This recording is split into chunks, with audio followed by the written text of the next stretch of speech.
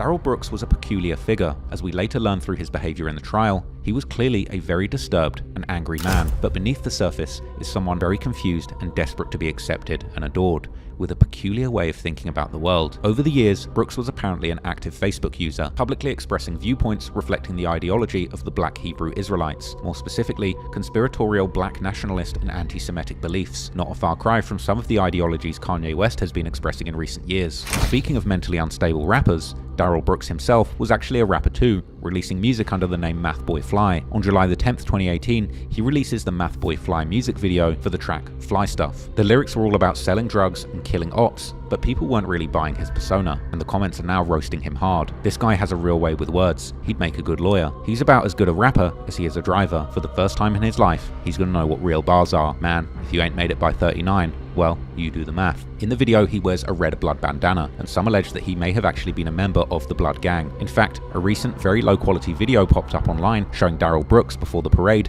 getting beat during a friendly fade with a fellow Blood Gang member. According to the caption, he got whooped and made excuses like a narcissist usually would. But despite brutally losing squabbles to the set, on the microphone, Brooks was really a blood. He wouldn't just rock red outfits, but he'd also show off his red car, the very same Ford Escape that was used in the attack years later. This would end up being one of the many smoking guns that would seal Daryl's fate later at trial, but there would be so much evidence against him eventually, posing in a rap video with the murder vehicle was barely even necessary to render him totally cooked. But despite rapping on songs about shootings and drug dealing with his Blood Gang criminal persona, even before the despicable acts at the Christmas parade, most of Daryl's actual criminal past victimized the most vulnerable of society, women and children. Daryl Brooks has an extensive history with the law and an entire library of mugshots built up over years as an interstate criminal. Brooks's criminal record stretched back to 1999 when he was just 17, getting charged with substantial battery in Milwaukee County. In September of 2000, he gets 3 years probation after pleading guilty to the battery case and spends 6 months in a correctional dormitory. From 2002 to 3, he's charged with drug possession and obstruction in Milwaukee County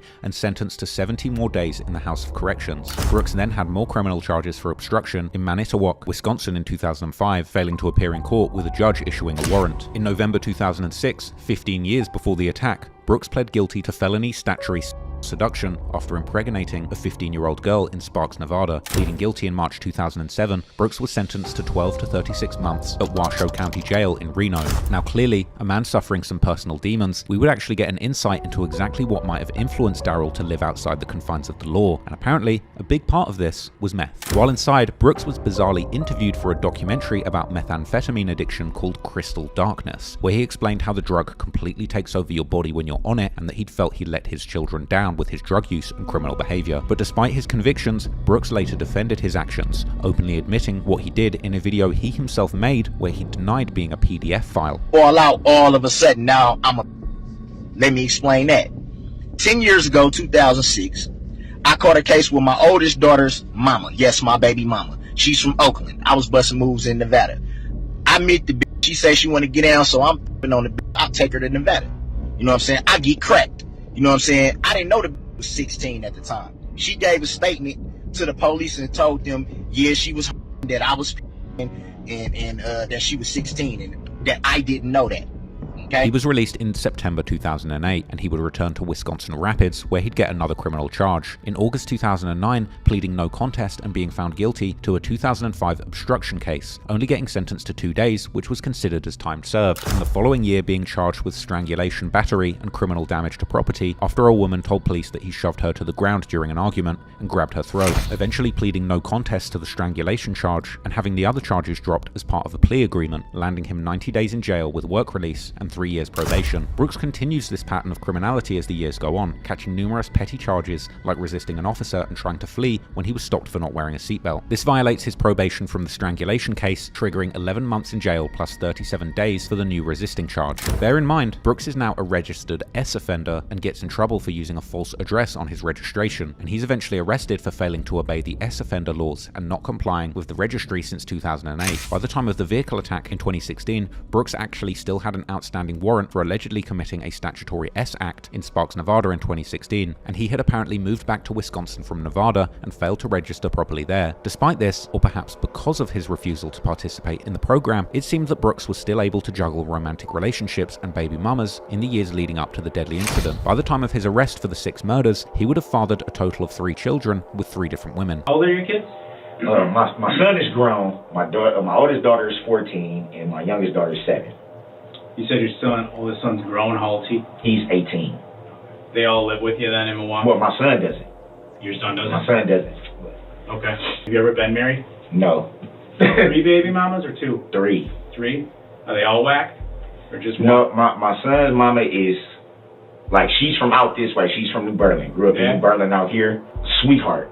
Good. Works, takes care of home, sweetheart. And her second son is autistic, so she's really, really, really hands-on mom. No issues with her at all. Erica's the only one that I have problems with. Even my youngest daughter's mom works, comes home. We don't fight, we don't argue, we co-parent. I have my daughter most of the time, and she's okay with it. Brooks wasn't just a danger to minors and the community, but he posed a particular danger to his family and romantic partners. On July the 24th, 2020, Brooks was charged with second-degree recklessly endangering safety and felon in possession of a firearm after he allegedly shot at his nephew and a friend after a fight over a cell phone. Brooks is given a hell of a break in this, initially being set a bond of $15,000, which his defense argued should be as low as $500, and ultimately bartering it down to $10K, and he gets out again. He agrees to a speedy trial, and his bond is lowered even lower to $7,500. And then that trial cannot proceed due to another trial going on, and his case is postponed, and the judge in the end agrees to allow him out on a measly $500 bond. Now, I say all this to make it clear that the Waukesha County courts made a huge blunder in letting this guy out for so cheap. The prosecutors tried to find him in contempt of court for violation of a court order in his child support case, and Brooks gets 120 days in jail with work release privileges. But within just 2 months, only 5 months and 5 weeks before the Christmas parade incident, on May the 27th, 2021, he was arrested for domestic violence after a witness told police that he confronted Brooks after hearing him beating up his ex-girlfriend on the other side of a wall in a hotel room. Apparently during an argument, Brooks flashed a firearm. The cops would come, and Brooks would spend the rest of the day behind bars at the East Point Law Enforcement Center in East Point. He would appear in court the following day, receiving a signature bond with a court date set for October, which he duly misses, getting right back into the streets and continuing to be a menace. With all this going on in June, he appears for a jury trial for the 2020 shooting case, but the trial is postponed due to other cases having priority in court. Only 3 weeks before the incident on November the 2nd, he'd been arrested for hitting his ex-girlfriend and ramming her with the same vehicle during a domestic dispute at a Milwaukee gas station. He'd been charged with a hefty rap sheet of second-degree recklessly endangering safety with domestic abuse assessments, felony, as well as disorderly conduct with domestic abuse assessments, misdemeanor battery with domestic abuse assessments, and obstructing an officer. He calls his mother from jail, inferring that the case won't proceed if the victim refuses to cooperate, and the next day, he calls her to try and get her to withdraw her statement. After being formally charged, he was able to post a jaw-dropping $1,000 bail just 2 days before the attack, with reports later suggesting that his bail was inappropriately low, suggesting that this dangerous man should not have been on the streets. Regardless, Brooks was allowed out of the county jail on the assault and then taken back in for not paying child support, and insanely, he was able to argue against prosecutors who wanted to keep him in jail on skipping child support, successfully arguing that he couldn't pay because he said he was locked up in Georgia on the other case, with no one checking online court records that proved that this was a lie. So he's let out, and on the very day of the Waukesha Christmas parade, Darrell was involved in another domestic disturbance. According to a news report that played a call to the police just 1 minute before the attack, there was a report of a fight in the nearby Frame Park. About 30 minutes after the parade started, calls started to come in about something happening near Frame Park.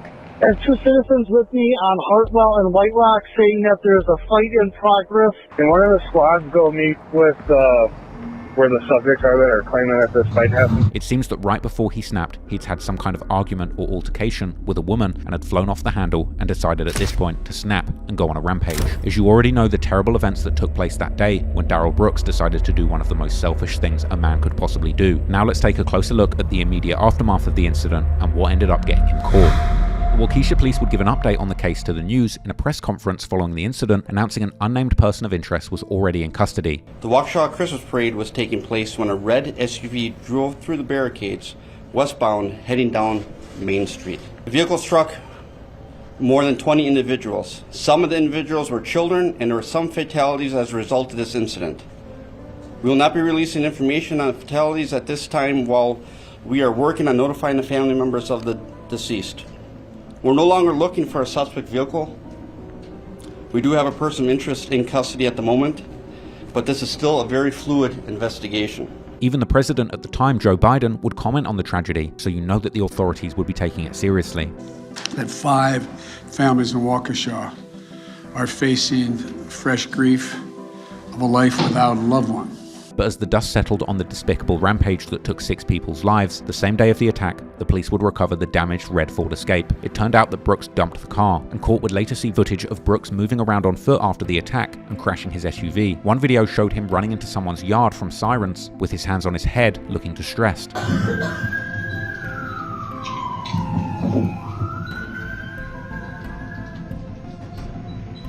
Excuse me.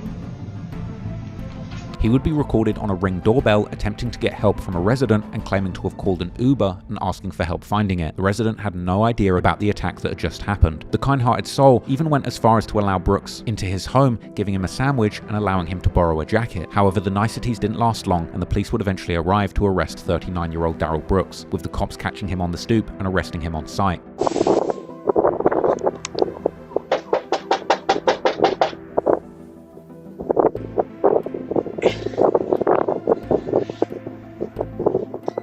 Hey, I called an Uber, and I'm supposed to be waiting for it over here, but I don't know when it's coming. Can you call it for me, please? Hands